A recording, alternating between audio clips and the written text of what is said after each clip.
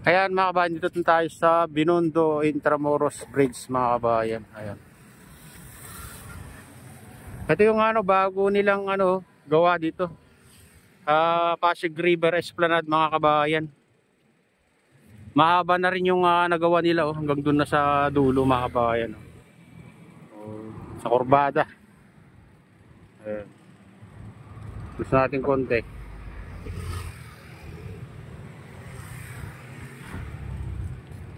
Ayan hanggang dun na.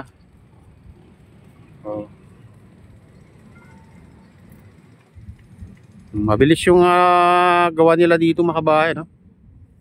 Noong nakaraang buwan lang dyan lang. Ngayon nandun na.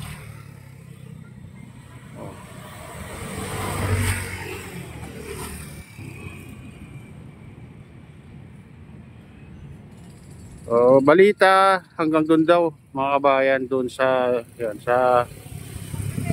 hanggang dyan daw sa tulay na yan mga kabayan. Baka lumampas pa daw.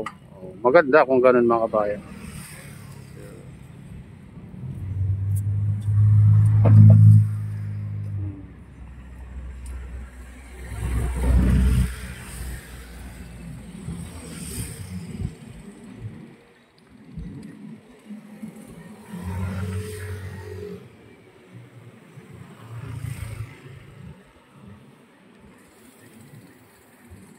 Ayan, dito na sementuhan na rin mga kabayan, nalagyan na rin ng bricks tiles dito.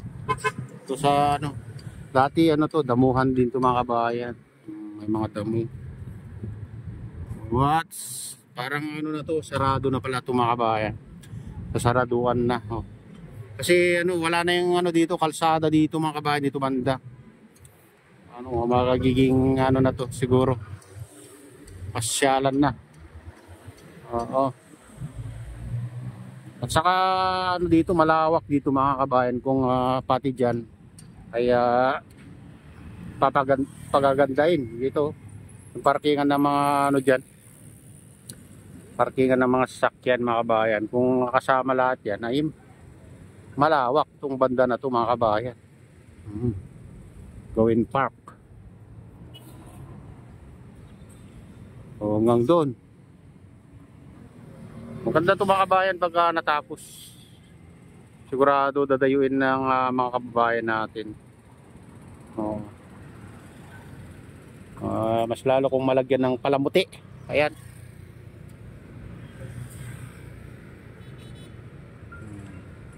Bilis bilis yung nila dito mga kabayan. Ang bilis yung paggawa nila. Parang wala pang isang buwan to. Itong parte na to mga kabayan, yung ginawa nila dito. Pasig River Esplanade. Phase 3 na yan. Palagi ko phase 3 ko mga kabayan. Nandun sa kabila yung phase 1, phase 2. Kaya malamang phase 3 to. Likod ng to, Fort Bonifacio ba to? Tawag nila dito mga kabayan. Ayan brick tiles. Brick tiles. Ayan, tawag nila dyan mga kabayan. Konti na lang. Matapos na rin ito mga kabayan yung nila dito. Linalagyan ng brick tiles to. Ganda.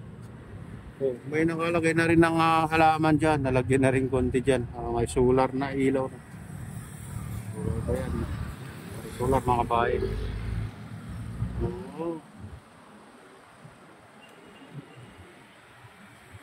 Ganda.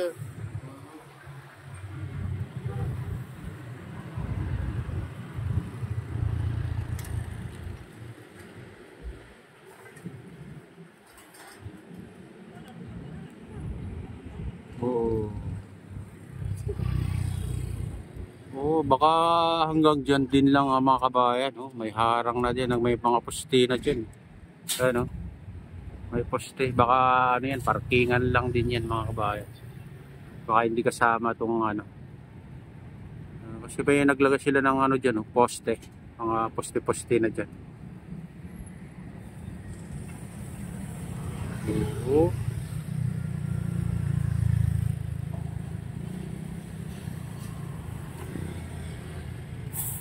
Yan naman sa ano, silong ng tulay, malinis naman. Galing tayo dyan mga kabayan. Buti walang pinapayagan na tumira dyan para lagi malinis. Malinis naman. Mayroon lang tatambay pero ano lang naman sila. Tatambay lang at hindi naman sila nagkakalat. So, kaya malinis. Malinis yung banda sa kabila.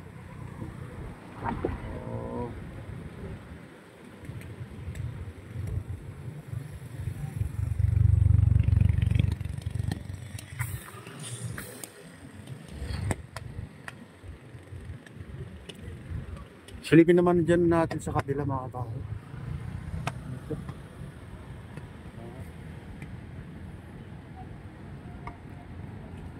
Sa mga susunod na araw sigurado yan mga kabayan at maganda tong ano. Makikita na natin yung kagandaan nitong ginagawa nila dito sa susunod na araw. Lapit-lapit na. Kunting tulog na lang mga kabayan.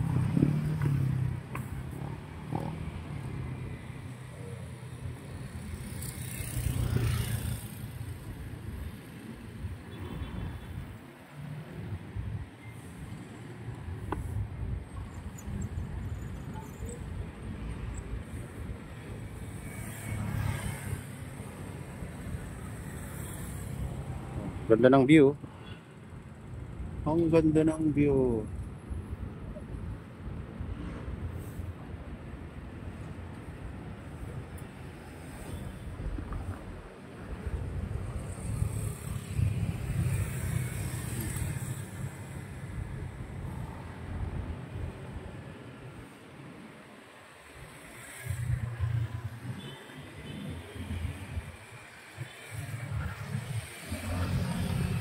Sana ano tuloy-tuloy na itong mga kabayan.